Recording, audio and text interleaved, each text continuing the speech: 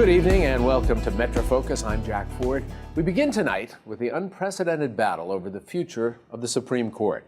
As of the time of this taping, the Senate Judiciary Committee is expected to vote along strict partisan lines to move forward Judge Brett Kavanaugh's nomination for a seat on the highest court in the land. That vote would send Judge Kavanaugh's embattled nomination to the full Senate for a historic vote that could change the shape of the court for decades to come. And all eyes now turn to a handful of key senators who may remain undecided. This, of course, all coming fast on the heels of yesterday's emotional testimony on Capitol Hill, at the end marked by bitter partisan accusations. At stake now appears to be not just the future of the court, but of a deeply divided country split along political lines. Joining me now to talk about all of this, Jamie Floyd, legal analyst and host of WNYC's All Things Considered, and Sam Nunberg, political advisor to Donald Trump's 2016 presidential campaign.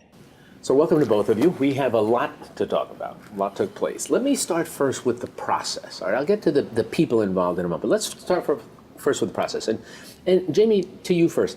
This notion of bringing in an independent lawyer, independent in the sense that not connected with the Senate, to do the questioning. I want you both to weigh in on it, but Jamie, I'll start with you first. What do you think about that? Well, entirely unprecedented. Never happened before, and I was rather uncomfortable with it. I certainly understand why the Republican senators wanted to do that. They didn't want to appear to be attacking this alleged victim, this woman, in the midst of the Me Too moment.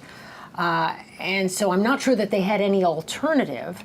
But if she's going to testify, I think she had a right to be questioned by the senators themselves. Now, she certainly was willing to answer this woman's questions. Now, for the sex crimes prosecutor herself, it was a very awkward process. Every 5 minutes, she was interrupted. She couldn't get a flow going. And you and I tried cases, and you know whether you're a prosecutor or a defense attorney or the civil trial, you want to create a flow. A real narrative, a real cross-examination. Yeah. Or in this case, she really wanted to have a conversation one-on-one with this woman, though she was trying to poke some holes in her story. She never really could get that conversation going. So I don't know that it worked for her. I don't know that it worked for the senators. I don't know that it worked for the narrative they were trying to make with the American people. But I don't know that it mattered, because everyone kind of had their heels dug in on one side or the other. We'll talk about that. Sam, what do you think? From the perspective of the Republican senators, as Jamie said, they did not want to get tagged with the same level that the senators got tagged with as a consequence of Anita Hill. Right. Jamie, you covered that, I covered that, and you know how that played out. Were they successful doing it that way, do you think? Yeah, I think so. Look, I watched the Anita Hill hearing, and I couldn't believe some of the questions in hindsight that were asked to her, or even asked to Clarence Thomas after he appeared after her testimony. They took this, I thought this was the best way for them to do it, from the point of view of they needed to get facts from her, from her story, from Dr. Ford's story. And what they did do afterwards was she then briefed all senators that were willing to go to the briefing, and she explained to them, here is what I have, here is where I think here's what I can corroborate, here's what I don't corroborate, and here are some inconsistencies in Dr. Ford. I don't want to meddle in them, but there were some issues of some issues that arose from the questioning. How about talking about the process? How different? I described it as almost schizophrenic. The first session seemed fairly civil. There were pointed questions asked, but again, there was a civility and dignity to that. Though emotional. And emotional, right. and very compelling. The second session, which is now with Judge Kavanaugh, also emotional, also compelling, but it felt more like a political bar fight. Right? And Sam, you've been involved in that political arena. What would you have advised the senators on both sides of the aisle to stage the second part the way they did, as confrontational as it was? Well, absolutely. I think that Judge Kavanaugh had to come out with, and I believe it was true, with his righteous indignation about this process and about what has happened here and the way that he has been attacked, whether these charges are correct or not, or accurate. And he was really working, everybody said he was working for an audience of President Trump. He was not working for an audience of President Trump. So, he's also working for an audience of the senators and also for the political consequences of this nomination. Because the way this was heading, I looked at this heading into the midterms that this was going to be a net plus for us. In other words, for Republicans, in order to be able to keep the Senate. Had we not been able to confirm, we would have had Trump voters stay home because they don't like either side. They don't like Democrats. They don't like Republicans. They don't like the Republican Senate because they were unable to repeal Obamacare. And if they could not get this other nominee through, it would have been another strike against them. Let me ask you, Jamie, this question. And some people said went beyond the notion of defending himself and becoming a Trump Republican is what I heard. Well, there are two things going on. I agree he wasn't just playing to the audience of one, as many have suggested. He is playing to an audience of at least some senators. He knew there are senators in play, and I have to get those votes to seal the deal on this confirmation. So there was that for sure. And at some point in the afternoon, as you suggest, Jack, there was a turn in the tone.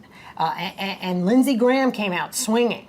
And then all of the senators decided we're going to dispense with this independent voice we've brought into the room, and we're going to ask the questions here. Just sitting there saying, okay, now what am I doing? Yeah, why am I here? It reminded me of the potted plant. It reminded me of I remember Admiral from the- Stockdale at the debate. Yeah, the comments and they were on counter hearings. I might just hear a potted plant. The lawyer said that, and now she became sort of irrelevant to it. In a way, yes. I mean, maybe she was advising, but I didn't even see her doing that in the afternoon. And there's the second point that you make that I think now is critically important. Has he become a partisan? I mean, we know he was partisan on some level. He worked for George W. Bush as staff secretary. That's his background. He worked for Ken Starr, investigating President Clinton, and he alluded to that in his testimony. But in his first round of confirmation hearings, he was that judicial person, that temperament we expect to see in a judge. In the second round, he became a partisan, and I think more so than Clarence Thomas did in his second round. Of course, Clarence Thomas talked about the high-tech lynching, but he did, and he suggested that this was a conspiracy of the left. But this went far beyond what we saw in the Thomas hearings. Sam, now we've gone over the precipice because we're in this highly partisan moment, and we're also in this Me Too moment. And we've liked to believe that the U.S. Supreme Court was above partisan politics. No, not politics, because the process, the selection process, is political. We like to think, it was never that. Now it is. I'm not so sure that's the case. Now we know it is. I would argue but, that train went once we had the pork. But did this? Yeah, because you can look at and certainly in Bush v. Gore. Right. But would you be concerned now about the fact that if indeed Judge Kavanaugh is confirmed, we've now had the most, and the senator said this, and I think it's accurate, the most political, partisan political statements by a candidate for the Supreme Court that we've ever seen before. So would you be concerned, the bigger picture, that now this is going to have an impact on the integrity of the court in some way? Well, two separate responses to that. The first is nothing in his judicial record. And remember, he has handed in more opinions than any other judge before him, at least in modern times, as a nominee. Nothing in his record shows that he is not independent. And in fact, something going for him, and one of the reasons the president nominated him was that in the second highest court of the land, the D.C. Circuit, he has had at least 13 opinions which have been used in the court. So he shows that he can build a consensus. Now, on the other point, look, I think people like me think that Gorsuch, something like this would have happened to Gorsuch, but for the fact that the Democrats never thought that the Republicans would actually break the filibuster rule. The Democrats never thought that they would be able to get 60 votes for Gorsuch, and they didn't realize that the Republicans were willing to do that. And because of the so-called Russia investigation, we call it the Russia cloud, they have been trying, and this is something that Kavanaugh touched on, you have had Schumer even say that the president should not be able to nominate anyone to the bench until this Russia investigation is over. Last question for both of you, real quick, if you would, for me. Has this now changed forever? How the process is going to play out when we're talking about seats on the U.S. Supreme Court? Real quickly for me. Sam, Yes, you first, and Jamie. 100%. You're not going to have, when we have a Democrat president, and we will, and a Democrat president nominates a Supreme Court nominee, you will not have 20 to 30 Republicans anymore, senators, voting for that nominee. This has changed. They used to think, Republicans, we felt, which is one of the reasons Donald Trump got the nomination, that we played by a certain set of rules. They didn't. And we're not going to play by those rules anymore. You know, it reminds us of a quaint time not that long ago where the nominees didn't even appear in front of the committee. Right. And so do you think, Jamie, that this changed forever? Throughout our history, going back to George Washington, we've had failed nominations. 11 withdrawn, starting with George Washington. He withdrew Rutledge.